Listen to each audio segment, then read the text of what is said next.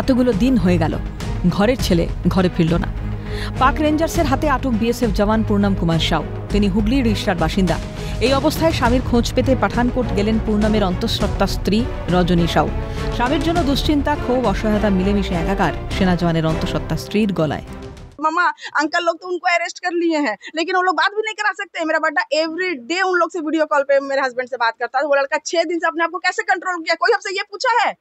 कोई नहीं पूछा हमसे अभी तक ये सब बात कि मैं रात में सोती हूँ कि नहीं, कि मैं खाती हूँ कि नहीं। कोई मुझसे ये नहीं पूछ रहा है। बस एक ही बात बताया जा रहा है कि आ जाएंगे आ जाएंगे आ जाएंगे। किसके बात पे कैसे मैं मान लूँ कि आ जाएंगे? मैं किस पे ट्रस्ट करूँ कि आ जाएंगे? ला के दिखाओ तब तो मैं मानूं कि हाँ आ जाएंगे। वो आज 7 दिन होने चला है सर। एक नया जवान रहता है तो मान सकते हैं इस चीज को। पुराना एम्प्लॉय है 17 साल, ये कि कैसे अपना सरहद पार करके जा सकता है वो।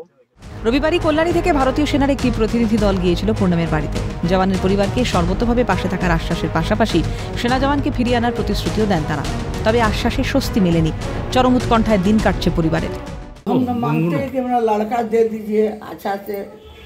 ना गलती थोड़े किया हमारा लड़का, फिर तो हमारा लड़का हमारा सामने आ जाए, वही तो मांगता नहीं प्रधानमंत्री से। और क्या कर सकता नहीं, हम लोग क्या कर सकता नहीं। हमसे लड़का से बात नहीं हुआ, सोमवार के बात हुआ दिन में, एक बात दिखे। সোমবার জওয়ানের বাড়িতে যান বিজেপি নেতা অর্জুন সিং এর বিধায়ক পুত্র পবন সিং। কেন্দ্রের ওপর ভরসা রাখার কথা জানান তিনি। একটা গাইডলাইন্স নিয়েই কাজ হয়, এরকম বললে তো হবে না কি আজকে আমি বলে দেবে কালকে ছেড়ে দেবে।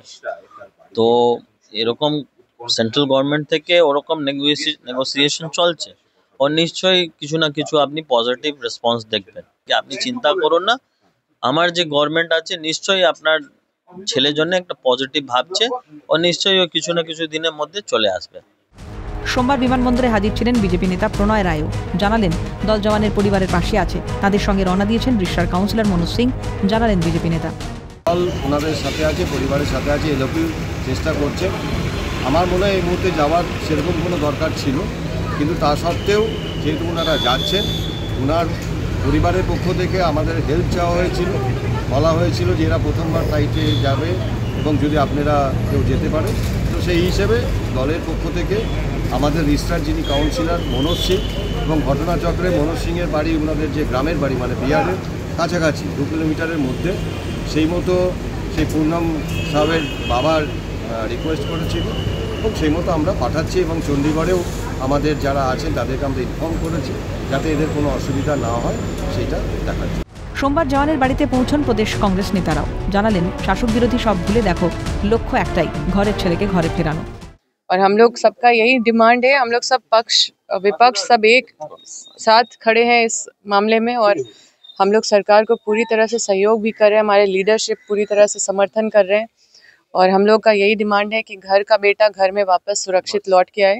उनकी बेटी, उनके परिवार का बहुत बुरा हाल है, उनकी पत्नी प्रेग्नेंट है। पठान जा रहे ये लोग अपडेट लेने के लिए कि क्या क्या चल रहा है, कुछ हो रहा है प्रयास कि नहीं हो रहा है, क्योंकि घर का लड़का है। और हम लोग यही मांग करते हैं कि घर का लड़का है, घर वापस आना चाहिए।